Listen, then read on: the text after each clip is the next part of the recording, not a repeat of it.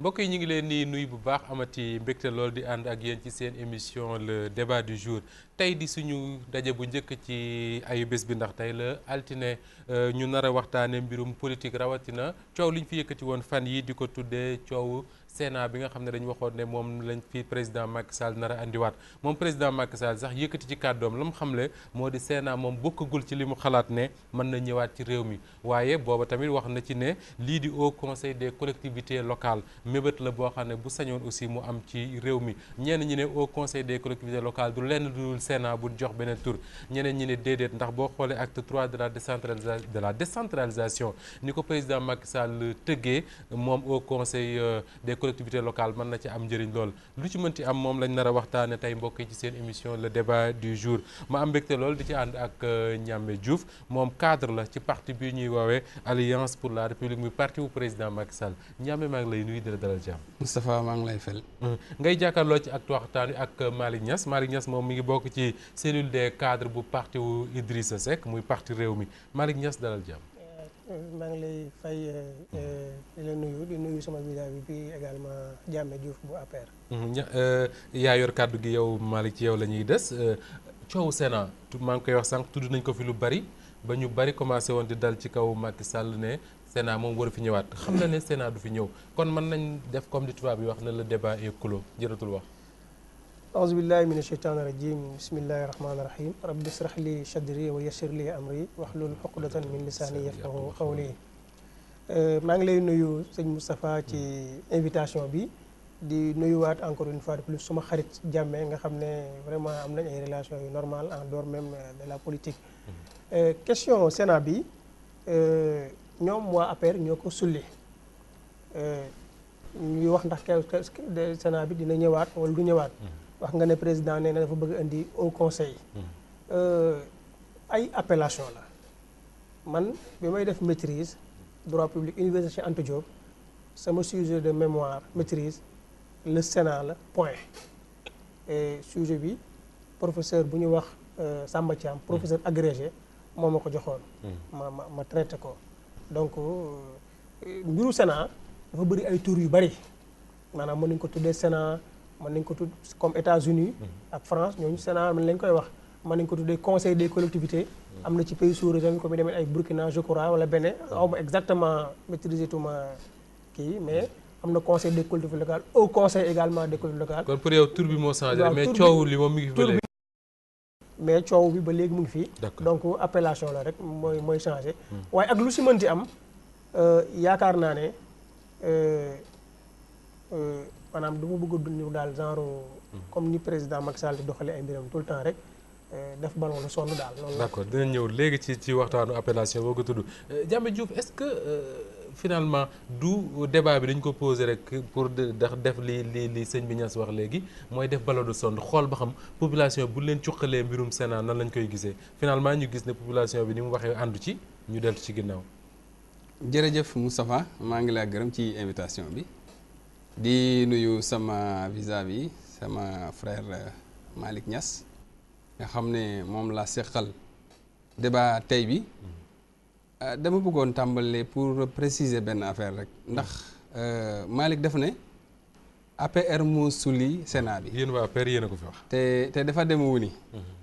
ni mu demee mooy président Macky Sall dafa dem dajeeg waa Benno Bokk Yaakaar ci seen ndaje politique. ci biir waxtaan bi am benn allié bu ko laaj ne président waa mbiru Sénat bi moom ndax war na mun a dellu si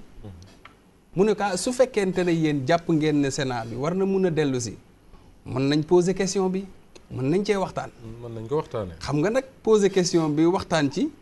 ak Sénat bi dafay dellu si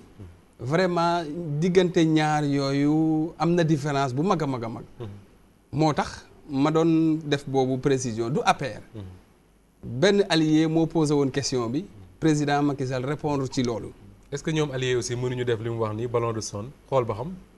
waaw parce que président Macky Sall mënoon na ne jërul ngeen di posé question bi du fi am mais dafa wax ne mën nañ ko waxtaanee. waaw xam nga nag Moustapha. il faut waxtaanee mooy seet ku nekk fi mu ci toll. il faut aussi Moustapha nga xam ne. quand même ñu sommes dans un pays démocratique de liberté d'opinion ku nekk am nga droit am nga sañ-sañ quand même wax sa xalaat. maintenant est-ce que sa xalaat boobu nga wax noonu moom mooy xalaatu Sénégalais yi est-ce que sa xalaat boobu nga wax noonu moom mooy xalaatu président loolooy wax ji. yaakaar naa allié boobu posé question bi am na droit posé ko. maintenant nag bu ko posé itam président li mu mën a def du ko ne waroo ko fi posé mais ni mu ko répondre rek loolu la ko mën a répondre bu fekkente ne yow estime nga que ne am na solo. mais nañ ko waxtaanee rek xam nga waxtaanee ko moom du càggeen ne moom mooy lu tax kon président toogaat ba ay fan diggante waxtaan ba mu àndoon ak alliés yi muy doog a wax ne moom suñu dégloo li presse bi bind tey en tout cas que ni moom Sénat newul ci xalaatam indiwaat ko lu tax mu toog diir boobu doog a leeral est-ce que mënu ko woon def ca ndaje ba ne xalaatul ko fu mu nekk nii li mu wax ci ndaje bi moom leer na maintenant nag diggante ndaje bi ak débat bi instauré wu waaw foofooy problème bi lu tax débat bi mu instauré wu parce que président Macky Sall waxul ne day indi Sénat kon nag lu tax nit ñi jàpp point boobu bëgg di ko wax di ci débattre bi dafa yomb c'est que Macky Sall président Macky Sall bi mu dajee ak Benno Bokk Yaakaar dajee ak Macky 2012 quand même nit ñi reconnaître nañ ne posé na benn jalon important en politique léegi nag pour nit ñi jéem a minimiser xaw a ñàkkal fayda ndaje boobu nga xam ne ay décisions yu mag ñoo ca jógee moo tax ñu agité débat boobu mais en réalité du leneen pour jéem a ñàkkal fulla ñàkkal solo ndaje boobu or ndaje boobu mënuñ ko ñàkkal fayda parce que ay décisions yu am solo jóge nañ ca waa Benno Bokk Yaakaar jàpp nañu ne seen gouvernement il faut ñu jàpp seen action pour supporter jàmm ñu préciser rek que ni président Macky Sall moom musul contre Sénat wax na ko waxati ko ne même bi mu koy dissoudre bokk na ci ne wax ne moom contrôle Sénat am ci réew mi waaw musu ko contre loolu idée bi mu ci amoon nit ñi xamoon nañ ko waaye nag dañu dem ba jëmmi jamono am lu xew mu ne Sénat bi kon dama koy tas d'accord loolu xewoon nag lu tax moom mu war a dellu si ginnaaw pour indiwaat Sénat bi amul sens alors li xewoon tax mu tas ko moo doon inondation yi fi amoon ñu ne tas ko jël xaalis bi ñu waroon def Sénat xëy na dimbalee ko ñenn ca jafe-jafe moo tax tey jii président Macky Sall ne xalaatagul Sénat di ñëwaat ci réew mi cela veut dire peut-être que ni mi ngi ci logique am ba léegi Malick Niass moom xam nga maanaam mu ngi ci logique am wala nekkul ci logique am day jafe toujours pour ci mbiru Macky Sall nga xam kii parce que doxalinu Macky Sall ci moom président Macky Sall moo posé problème. dafa leerul wala. maanaam doxalinam moo leerul doxinu kàkkataar lay dox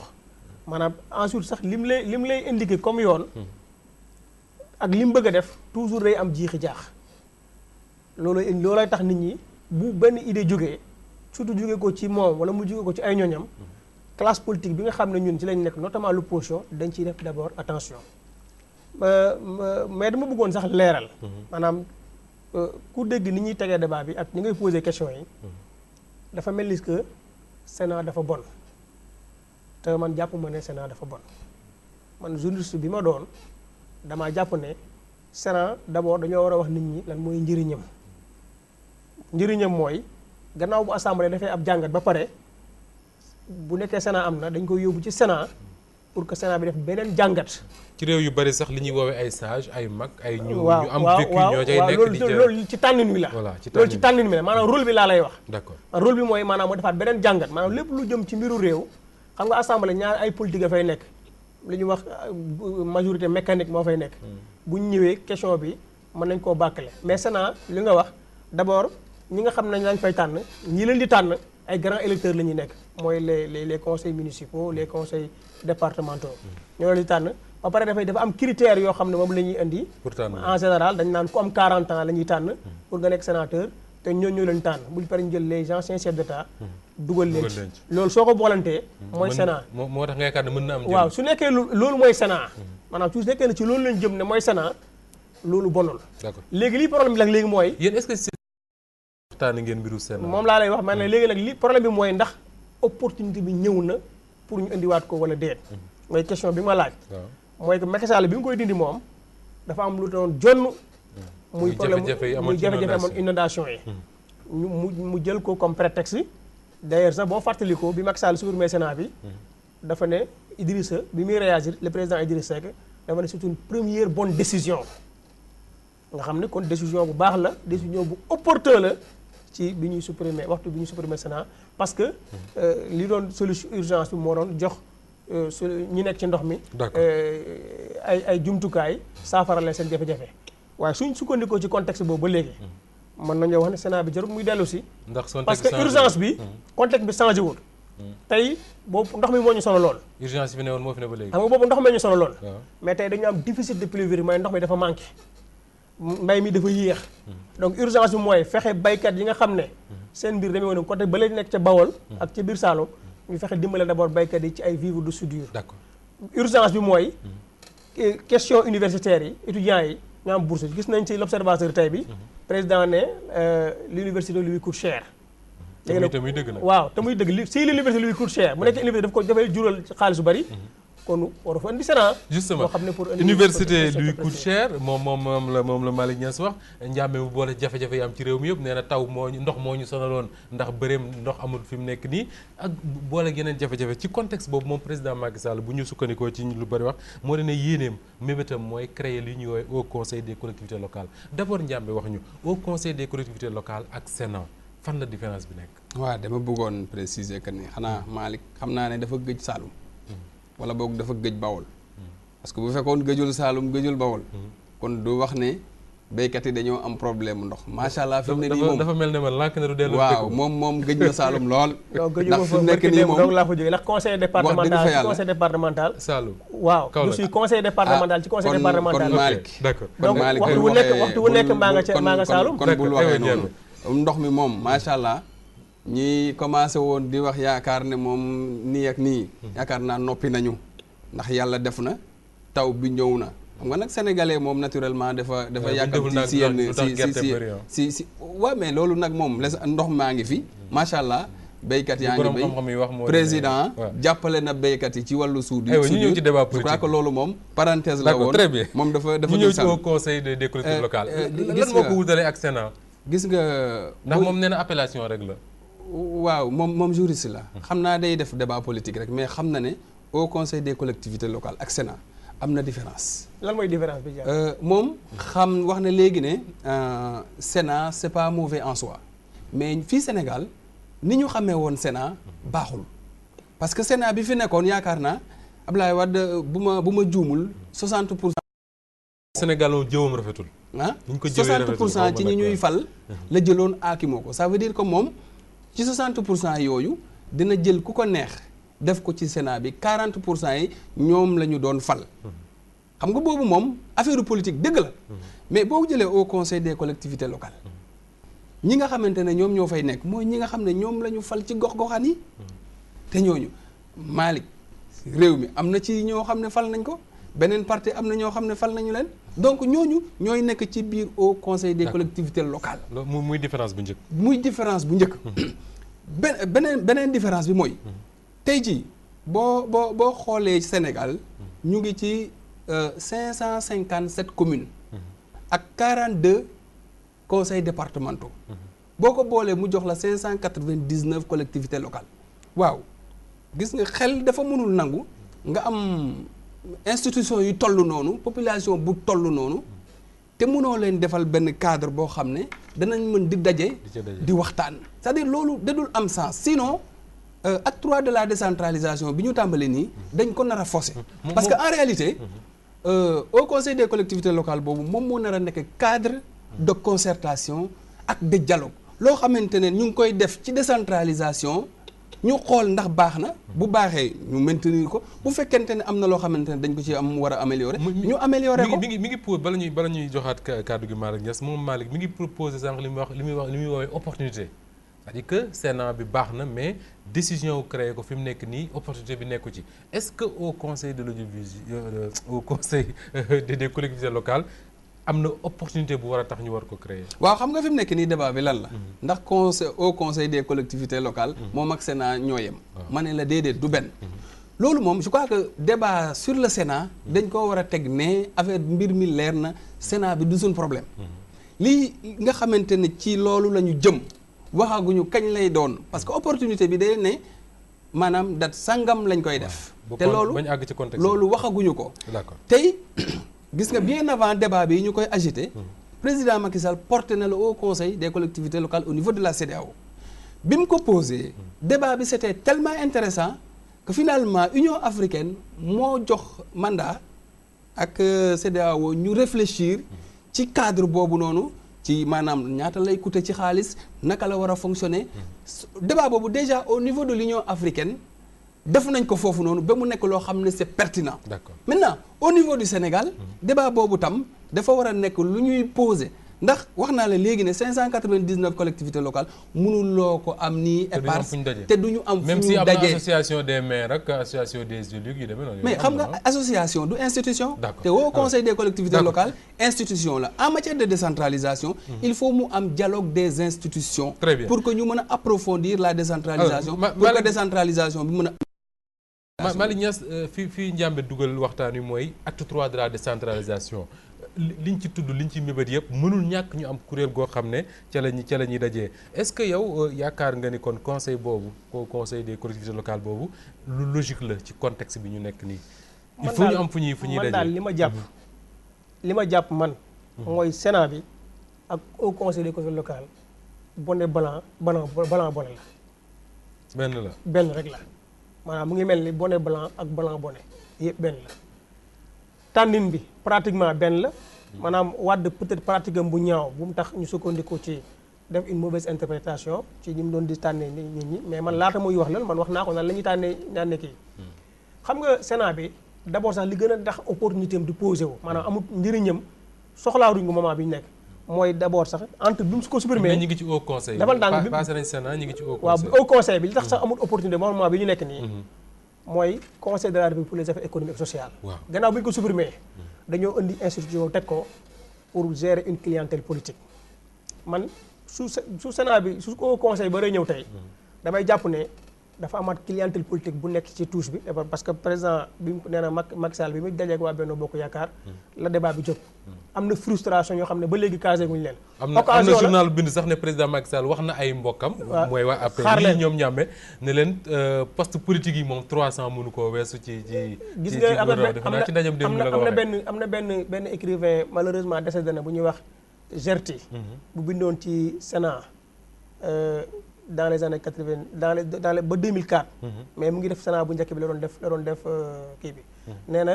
Abdou Diouf daan def bu kenn ñëwaan seet si ko mu ne ko xaaral Sénat bi même situation mooy ñëwaat ak ab Macky Sall d'abord fu ne nit ñaa ngi xaar Sénat bi man li ma jàpp sax mooy. nañ xaar au conseil du position sax réew mi. mais man personnellement si réflexion yi may def en tant que chercheur en sciences politiques. damaa jàpp ne au conseil bi dañ ko bëgg a indi pour jox ko Ousmane Tanor Dieng. pourquoi nga waaw parce que waaw li tax ma tànn Ousmane Tanor Dieng parce que leader la ci Benno Bokk Yaakaar Macky Sall bi mu demee élection locale dama foog ne partem rek dana doy pour mu mën a dem kii bi mu demee mu rendre compte ci ne te waa PIT bind nañ ci tey je crois ci ne dem nañ ba rendre compte ci ne Macky Sall moom bi mu demee élection locale xam na ne mënul dem perte na localité yu bëri te localité yu bëri yoo xam ne yii PDS ñoo ko yore yii réew mi ñoo ko yore yii waa PS ñoo ko yore mais amul majorité léegi nag comme amul majorité il faut mu xool comme PS mooy deuxième allié am Moustapha Niasse yore na assemblée nationale il faut mu jël xam nga Tanor ak Niasse dañoo yàgg am rivalité il faut mu jël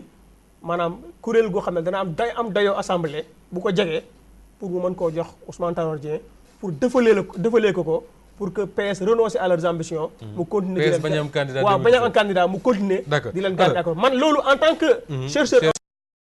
maanaam idée boobu laa am ci haut conseil bi te jàpp naa ne maanaam raison fondamentale bi mooy pour stabiliser coalition Benno Bokk Yaakaar alors stabiliser coalition Benno Bokk Yaakaar xëy na mën nañ ne c'est de bonne guerre pour le président Macky Sall mais am nañ assemblée nationale Ndiamé Diouf am conseil économique social et environnemental yooyu yëpp di ay kuréel yoo xam ne li muy lekk ci budget état bi nee nañ takku na lool ñu bëgg ci teg beneen au conseil pourquoi au conseil ban utilité la war a am boo xam ne institution yi ñu am déjà amuñu ko. waaw loolu au conseil am na utilité. dinaa ci ñëw léegi bu ñi amul. dina waaw différence y a une différence totale entre ces institutions là. D'accord. mais gis nga Macky Sall président Macky Sall du nekkul ci dynamique boo xam ne. day distribuer ay postes politiques. xam naa moom comme nee na chercheur la day chercher. ensuite day defaale en même temps météo politique bu fekkente ne dañu nekk dans la météo politique moom kooku day jafe pour nga tontu ko parce que du doon loo xam ne da nga ko teg ci loo xam ne dafa dëgër li nga xamante ne moom la ñu xam te mun ko teg ci lu dëgër mooy au conseil des collectivités locales c'est pas comme le Sénat jox naa la différence yi léegi donc leer na ne am na différence. mais est-ce que mën nañu am assurance Ndiamé bala ngay sori est-ce que mën nañu am assurance pour justement différence boobu nga wax que ni au conseil bi su taxawee moom président Macky Sall du am ñum ci tànn comme ni ko war defoon ci Sénat bi. non c'est-à-dire dafa mënul nekk c'est-à-dire président Macky Sall mënul tànn ci loolu parce que xam nga lu tax. ñi fay nekk dañ leen a fal déjà population sénégalaise ñoo leen fal. ay élus locaux lañ. ki nga xam ne fal nañ ko ba pare kañ kooku président Macky Sall mënatu ko fal. donc loolu c'est clair c'est limpide foofu amul problème. du tànn kenn li nga xamante ne moom mooy li am mooy au conseil des collectivités locales boo koy xool mën nga jàpp ne am na ñaari principe fondateur yoo xam ne lu am solo la. moderniser la gouvernance locale. deuxième bi mooy accompagner la décentralisation. xam nga nag bu fekkente ne da nga voté acte 3 de la décentralisation muy une révolution au niveau de la territorialisation des politiques publiques nga am lu toll ni 590 collectivités locales waaye mënuloo bàyyi ñooñu rek doo leen créer benn cadre boo xam ne danañ mën di daje di waxtaan ce serait insensé Assemblée nationale rôle bi muy joué wute naag rôle bi nga xamante ne conseil économique et social et environnemental moom lay joué kooku ay affaire question sociale affaire question économique affaire question environnementale au conseil des collectivités locales c'est des questions de décentralisation question gouvernance locale xam nga ne boo xoolee collectivités locales yi ni ñu leen doon diriger am na ay gestion yoo xam ne baax na mais am na gestion yoo xam ne baaxul donc cadre boobu bu ñëwee xamante ne ay gestion yu baaxul la ñu waxtaan ci corriger ko les meilleures pratiques ñu won Sénégalais yi won le monde entier ne voilà lii c'est des bonnes pratiques war nañ ko mën a maintenir est-ce que au conseil bu xëy na dinañ xaar ba ñu tëgg ko ba xool compétence yi ñu koy jox ak yooyu mais est-ce que mën nañu imaginer par exemple mu am compétence su intervenir wala influencer ci gestion une commune par exemple ñu ne gestion wu Dakar au conseil des collectivités locales mën na ci gis wala mën na ci wax gis wala wax bon xaw ma exactement lan nga bëgg a wax ci sa question bi. c'est-à-dire un droit de regard. un droit de regard c'est-à-dire au conseil des collectivités locales dafa nekk loo xam ne. comme ni ma ko waxee cadre de concertation et de dialogue mu dul loon loo xam ne day ñëw jàpp sa loxo. wañ ko amul pouvoir boobu loolu du d'ailleurs du vocation chambre. mais vocation chambre mooy concerté wu waxtaan gis jafe-jafe yi. poser ko nit ñi waxtaan ci. trouver solution à ces problèmes là loolu moom mooy li gën a am solo te boo xoolee ni nga xamante ne moom la au conseil bi nar a taxawee xam nga boo xoolee dégloo les présidents de communauté rurale ñi fi nekkoon les maires même les présidents de région ñu ngi doon wax ne état bi def leen a transférer les problèmes mais en réalité ce n'est pas un transfert de compétences donc au conseil des collectivités locales dina nekk loo xam ne bu taxawee problème yooyu nga xam ne état bi nee nañu dañ leen ko transféré ñu mën ko teg sur la table waxtaan ci mën a accompagner les compétences qui sont transférées li Ndiamé wax ci au conseil boobu yëpp mën nañ gëm léegi ne que ni au conseil boobu bokkul ak Sénat lañ ko sant ak lam nar a def bokkul ak li nga xam ne moom lañ xamee Sénat en tout cas ci suñu réew mi la waaw est-ce que doy na la explication yi waaw bon xam nga ne loolu mënumaa doy parce que daanaka li ma wax danoo wër wax ji di wër wëraat rek Macky Sall daal li ma bëgg ci institution yi nga xam ne moo logique ci institution yi mooy dafa war a poser le débat sur les institutions mu wax commandé na des réformes servir nañ ko commande bi na wax lan mooy xalaatam sur la réforme des institutions mu poser débat bi en tant qu'acteur politique nit ñi wax lan moo ci seen xalaat li nga xam ne moom moo ciy décision am en tant que président de la République mu jël ko comme décision li nga xam ne décision bu war a revenir askan bi la ñu askan bi wax ci lan moo ci seen xalaat mais dafa normalul ci am réew mu bëgg a développer ñuy caaxaane ay institutions maanaam bu ñu toogee tey ñu ne ci réduction mandat bi 5 ans la ñuy jëm 7 ans la ñuy dem référendum la ñuy dem wax ji du leer kañ lañ koy def dara leeru ci ñu ne Sénat la ñuy def du Sénat au conseil la nan lañ koy defee dara leeru ci donc li war président Macky Sall mooy li jëm ci la réforme des institutions ne poser clairement débat bi wax ci lan moo ci xalaatam nit ñi wax ci lan moo ci seen xalaat. d'accord léegi ci Malick Niass dinañ ko yëgale léegi ci version française ndax waxtu wi daf ñu tënk lool maa ngi lay gërëm bu baax. di fàttali ne cadre nga ci parti bii di réew mi toogoon tey ci débat du jour moom tamit mi ngi bokk ci kuréel gi nga xam ne moom la cadre yi parti wu Macky Sall ëmb nekk ca mbokk yi jërë ngeen jëf ci ànd bi ngeen àndoon ak ñun ci seen émission le débat du jour ñu joxante dig daje ba beneen incha allah.